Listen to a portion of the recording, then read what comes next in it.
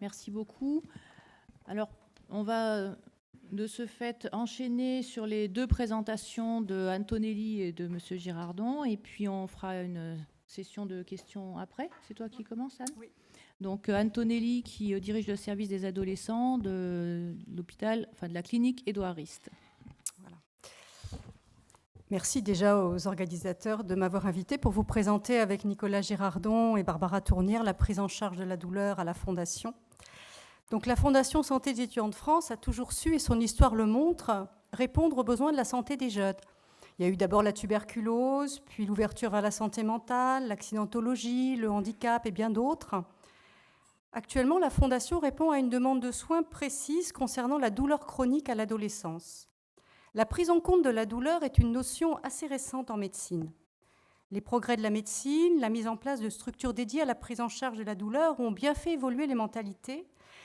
Et c'est depuis les années 90 qu'en France, que 3 plans nationaux accompagnés de recommandations officielles ont fait de la lutte contre la douleur l'un des enjeux majeurs de santé, notamment en pédiatrie. L'unité douleur de l'hôpital Trousseau s'est ouverte en 1993 et l'hospitalisation des premiers adolescents douloureux chroniques a eu lieu à la Fondation à Varennes-Jarcy en 2000. Je dois dire qu'on était quand même assez réactifs. Actuellement, cette offre de soins s'est développée à la Fondation et en Île-de-France, nous avons 4 établissements qui proposent ce type de prise en charge. Vous avez Varennes-Jarcy, Neufmoutier et Bouffémont, à hauteur environ de 5 lits, et Édouard Rist à hauteur de 15 lits. Pour vous donner un ordre de grandeur, sur Édouard Rist, depuis 2003, nous avons accueilli 190 adolescents hospitalisés pour douleurs chroniques et déscolarisation. Alors, je vais vous présenter la prise en charge de la douleur chronique à Rist versant médical, et Nicolas Girardon va expliquer la valence psychiatrique et le côté MPR. Donc, pour le plan, c'est ça. Donc, je vais vous décrire qui sont ces adolescents. Y a-t-il un profil type de l'adolescent douloureux chronique ? Quelle est la spécificité du projet soins-études axé sur la douleur chronique ? Et je vais finir par ce qui me paraît le plus important, parole de patient, parole de parents.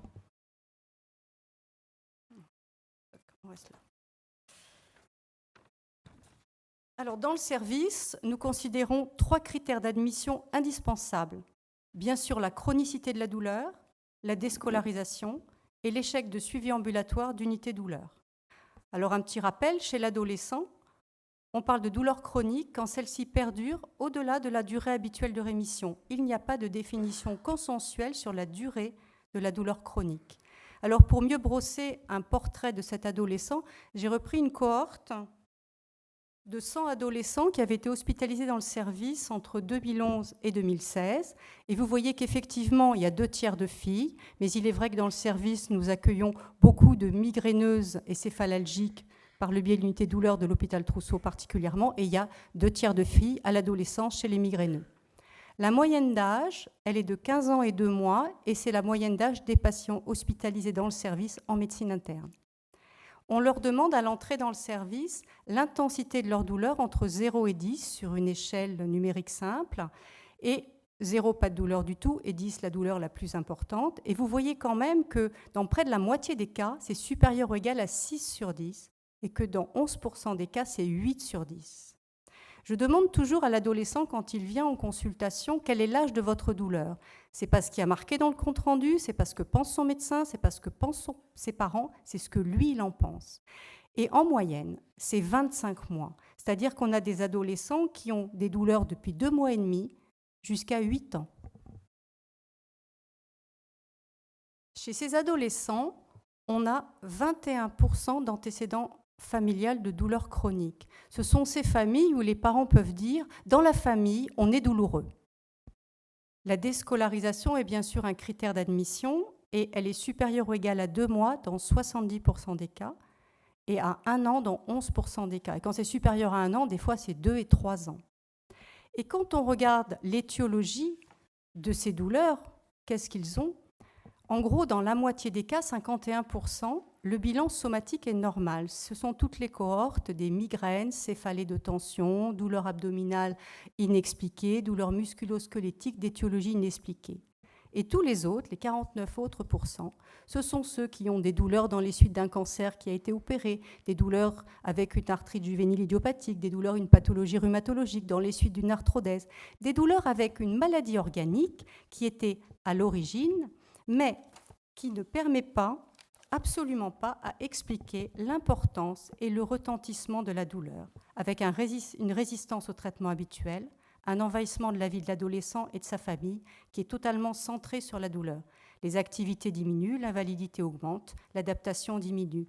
Ces adolescents qui nous sont adressés restent à leur domicile. Ils perdent le lien avec la scolarité, se désocialisent. Et quand ils viennent en consultation en vue d'une admission, leur seul langage est la douleur. Donc nous leur parlons de cette douleur puisqu'ils ne peuvent vraiment échanger qu'à travers cela. Et même si certains acceptent l'idée de lien entre le psychisme et la douleur chronique et ont déjà entamé un travail psychologique, ils ne sont absolument pas prêts à entendre la part de souffrance psychique cachée derrière la douleur physique. Et pendant ce temps-là, la déscolarisation se poursuit. Puis, à mon sens, il est vraiment urgent de proposer une alternative pour au moins éviter la rupture scolaire. L'histoire clinique de ces patients présente souvent des similitudes. Histoire familiale compliquée, même cercle infernal qui associe douleur, absence scolaire, retard difficile à rattraper, source de stress qui génère des douleurs ou des absences, etc. Et ce, qu'il y ait une maladie organique ou pas. Alors, je vais vous présenter la spécificité du projet soins-études et vous décrire déjà le dispositif, c'est-à-dire le service. Donc, c'est le service de médecine interne pour adolescents d'Édouard Rist, qui a 30 lits, 4 places d'hôpital de jour, c'est un petit service. Les patients sont accueillis dans le cadre de pathologies de la médecine interne. Ce sont des patients diabétiques, atteints de maladies métaboliques, dans les suites de greffe d'organes, qui ont des pathologies rhumatologiques, fièvre méditerranéenne familiale, arthrite juvénile idiopathique.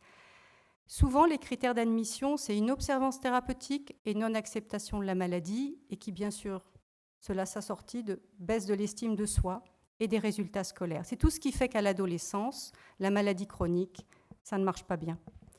Alors nous pensons que la réussite du projet soins-études s'appuie sur quelques notions qui sont assez simples. Bien sûr, l'effet cadrant et rassurant du service, avec le regard neutre et bienveillant des soignants, donc l'absence de jugement. Le contact avec les pairs, douloureux ou non, atteints de la même maladie ou pas. Un adolescent migraineux qui va se retrouver en classe avec un adolescent qui a un ostéosarcome en cours de chimio et qui a des douleurs du genou, ça va le faire réfléchir ou pas. Le fait de croire, ce que j'appelle croire à sa douleur, c'est-à-dire que l'adolescent arrive, il dit qu'il a mal, pour l'ensemble de l'équipe du service, il dit qu'il a mal, donc il a mal. Bien sûr, la mise à distance de la problématique familiale assortie du travail avec la famille. Alors dans le protocole, c'est contact téléphonique hebdomadaire avec le médecin du service et 2 entretiens familiaux systématiques avec la psychiatre.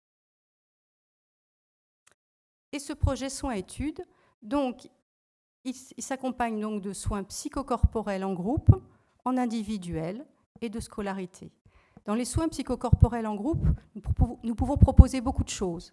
De la relaxation, de la sophrologie, de l'hypnose en groupe de patients douloureux, du tai chi et du qigong qui sont dispensés par un professeur de l'éducation nationale, de l'art-thérapie, de la kinésithérapie à sec et en balnéo, où on travaille la douleur par le biais de massages, de neurostimulation, de froid pulsé, la psychomotricité, la musicothérapie par le biais du musicaire que pratiquent les infirmières, l'ergothérapie, et puis quand ça commence à aller bien, l'activité physique adaptée.